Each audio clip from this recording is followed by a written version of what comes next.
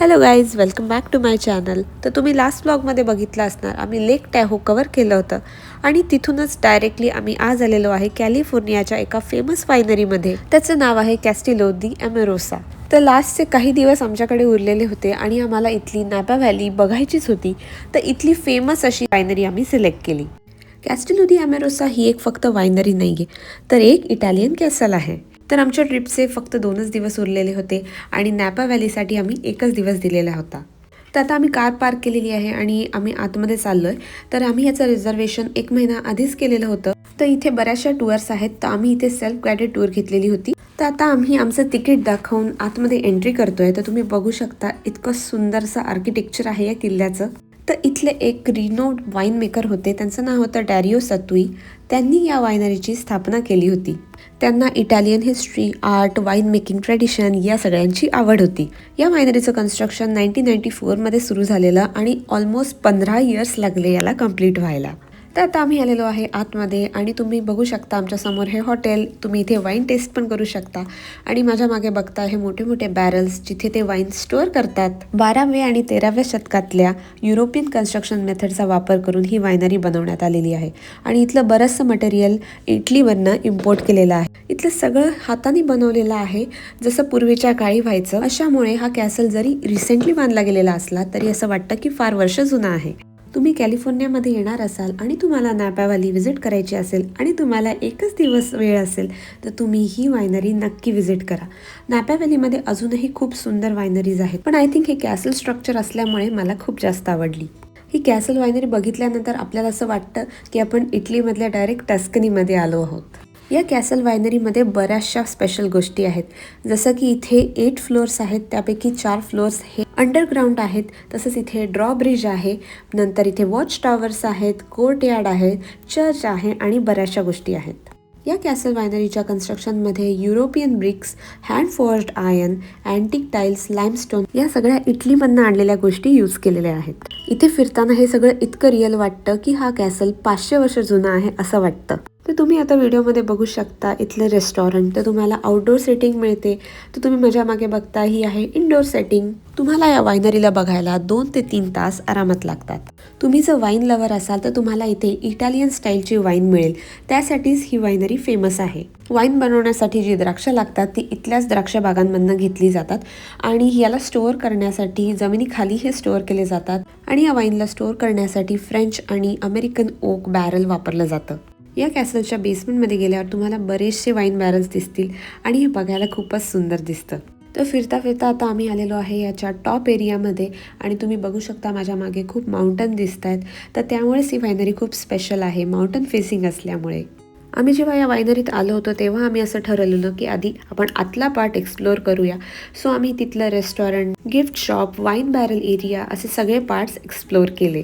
यानंतर आता आम्ही आलेलो आहे या वरच्या पार्टला, जो की आहे एकदम कॅसल सारखा.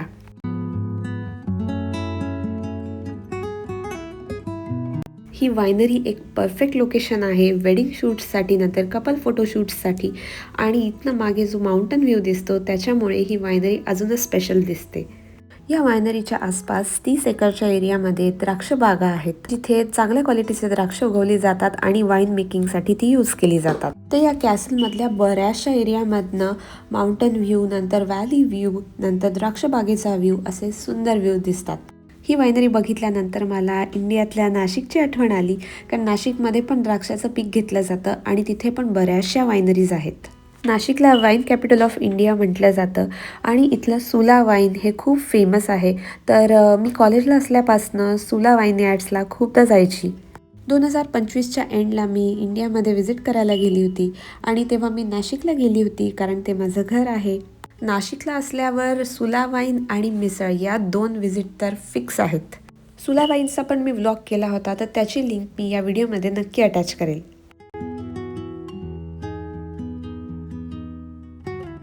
तर आता आमची ऑलमोस्ट सगळी वायनरी फिरून झालेली आहे.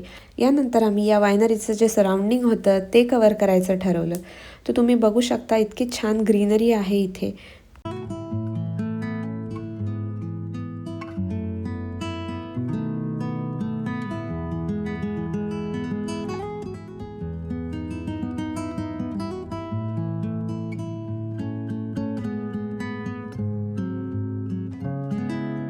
आता मी आलेली आहे इथल्या द्राक्षांच्या बागेमध्ये.